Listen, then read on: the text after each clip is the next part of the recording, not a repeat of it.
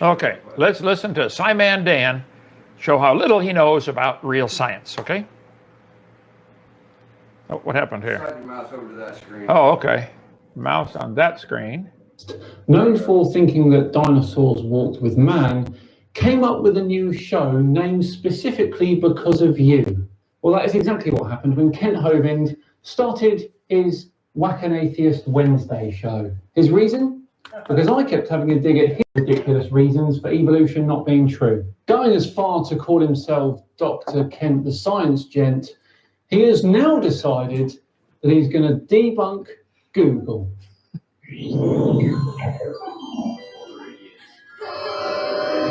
Poor Dan.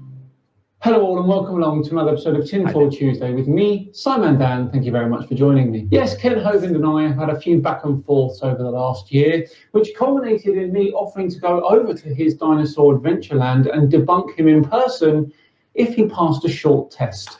Dan, this is a straw man, okay? The teacher gives the test, not the student, okay? You need to learn from me. I don't even require a test from you. I'm not going to take a test for you to come have a debate with me. If I'm stupid, come show the audience how stupid I am, Dan. This is a way to weasel out of a test, you coward, okay? Out of a debate. So no, you're not going to give me a test to determine if I'm qualified to debate you.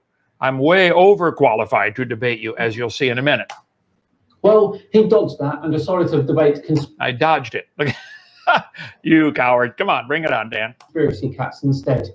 I'm not sure if he was prepared for that. Recently, Ken has decided in his infinite wisdom that he's going to take on Google regarding evidence for evolution. We simply have to watch this one, don't we? Let's watch Kent as he warms up. Well, Google and all the people writing the software for that are still presenting the same old tired arguments for evolution. Fossils provide solid evidence that organisms from the past are not the same as those found today. Fossils show a progression of evolution. No, they do not. Yes, they do. Just saying no, they don't doesn't make it true. And just saying yes, they do doesn't make it true, Dan. Fossils show something died. Well, let's keep listening here, okay? Fossils show that something died. This guy's good. Listen. End of story. He's right.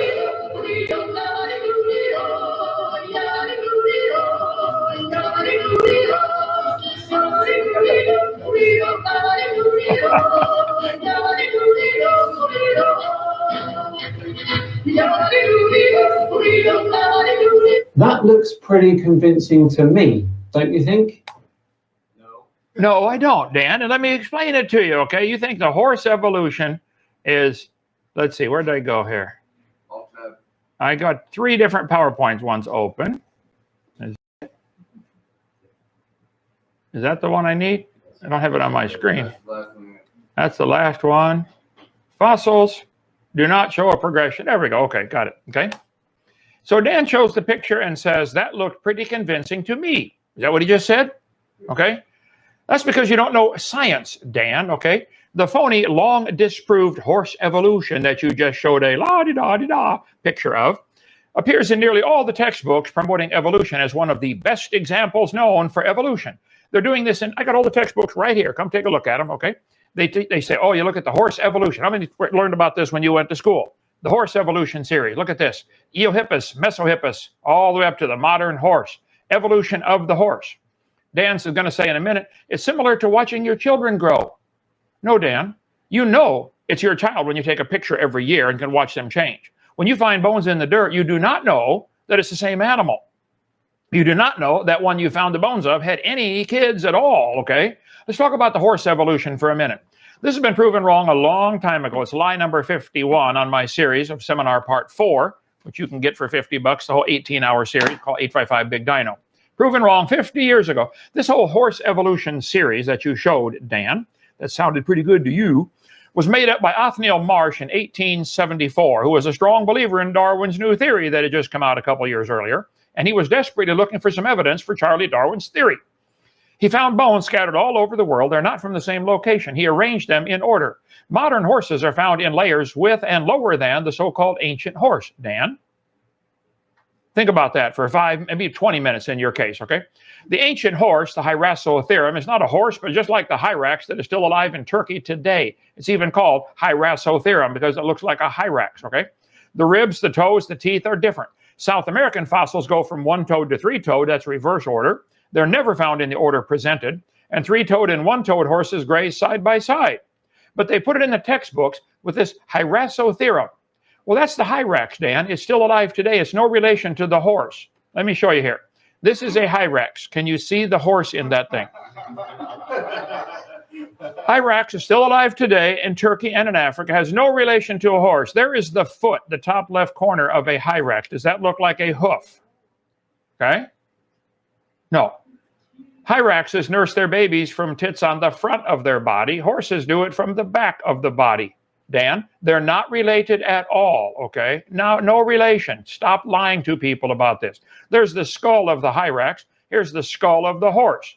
Well, let's see. Did the nostril have to move 6 inches or so over millions of years while it slowly turned to a horse? Look at the front teeth on a hyrax. They're actually called tusks.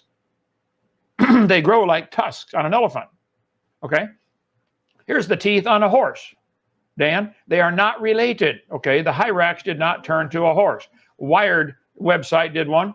Hyrax has a multi-chambered stomach. They are not ruminants. They have a 3-chambered stomach. Well, interesting. They don't get, the babies aren't born with the proper digestion enzymes, so they have to eat the poop of their parents to get the digestive enzymes into their system. Horses don't do that, Dan, okay? Horses have a single stomach. Let's see. Horses are classified as non-ruminant herbivores. This means they have the capacity to break down cellulose and hemicellulose components in forages without the 4-chambered stomach that cattle have. So how did the hyrax with a 3-chambered stomach change to a horse with a 1-chambered? I know. Millions of years. I know, Dan. I know your answer, okay? Let's see. Hyrax has tusks, long, tusk-like incisors. They're related to elephants and manatees. Not a horse? Let's see. They give rise to the elephant and the manatee and dugongs. Okay. The hyrax lack a scrotum and their testicles remain nested in their abdominal cavity. Horses definitely have testicles, Dan. Look at the south side of a North going horse and you'll see them for yourself, okay? The hyrax is nothing related to the horse, okay? Nothing related, but they put this garbage in the textbooks and call it science, and kids believe it. And you call yourself Sci-Man Dan, and thousands of people watch your channel, and they believe it. Oh, wow, look at the horse evolution series. Sound pretty convincing to me. Look, the hyrax had, Eohippus had 18 pairs of ribs. Next one had 15 pairs, and then 19 pairs, and then 18 pairs. What happened here, Dan? Ran through the slicer or something? They put this in the textbooks and call it evolution. There's quite a variety of horses alive today. Itty bitty, we got some little miniature horses out here. They're cute as a button. And there's some awfully big ones out there. Back in 1950, before I was born, many examples commonly cited, such as the evolution of the horse family or saber-toothed tigers, can readily be shown to have been unintentionally falsified and not be really orthogeneic. This is from G.G. Simpson, the famous evolutionist. 1951, the early classical evolution tree of the horse was all wrong. Oh, okay. The uniform continuous transformation of Hyracotherum to equus, so dear to the hearts of generations of textbook writers, never happened in nature, G.G. Simpson said, from Harvard University. Biology textbook sitting right here. Other examples, including the much repeated gradual evolution of the modern horse, have not held up under close examination. Dan, that's 1992, nearly 30 years ago. And you're Sci-Man Dan, so quoting the horse evolution, look pretty good to you. You're way behind on your science.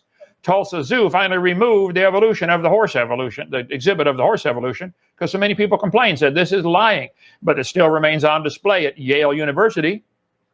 They don't have anything to fill the box if they take it out, do they? There's a great book, Icons of Evolution, dealing with the, I'm wound up tonight, man. This guy fires me up. Sweetly in Christian love. Okay. Excellent book showing all the fatal flaws in the horse evolution story.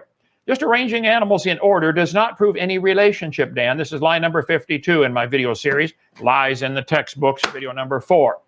And finding them in a certain order of burial doesn't prove anything. If I get buried on top of a hamster, does that prove he's my grandpa? He was lower in the strata. Piecing together fragmentary evidence, I've been able to reconstruct the evolution of silverware. I spent millions of my own dollars, which I don't have, without using any taxpayer dollars. I discovered some spoons are slightly bigger than other spoons. So that proves they're slowly evolving. I knew I had the order. I knew it went from a knife to a spoon through great pressures, geological pressures, dished it out, and then erosion cut grooves into the end, but I felt like I had a missing link. I couldn't find it. I just felt like there's got to be a missing link in here somewhere. And then one day I was on US Air flying someplace, I forget, and the stewardess came down the aisle and handed it to me, the missing link. Later, I found one at Popeye's Fried Chicken. I now have the evolution of silverware very complete. I put them in order, Dan, didn't I? Look at that. That looks pretty good to me. Hang on. Slide number 90. Alt-DV, 90, enter. There. Many mutants, of course, did not survive over the years, all right? As people found out I was doing research on the fork evolution, they sent me their finds. Some are only hoping to find fame and fortune. Many frauds, such as this obvious fork head on a spoon handle, have been submitted as evidence, but my trained scientific eye caught it right away. Said, no, that's a fraud. Now, you're still teaching the horse evolution. There's good articles on Answers in Genesis about that and apologeticspress.com. The horse evolution is wrong. It's not true, Dan. Stop teaching it.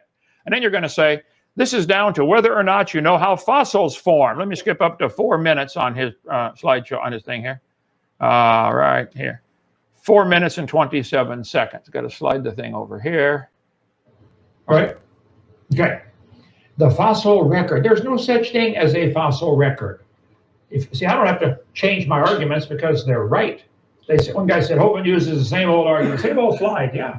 Bothers you, doesn't it? Truth doesn't change. When I taught math, 2 + 2 is 4. Any other answer would be wrong. If you find a fossil in the dirt, all you really know is it died. Well, yes, but you can figure out so much more in today's day and age. They can tell us how the organism died. And can you find a fossil in the dirt and tell them how the organism died? Occasionally.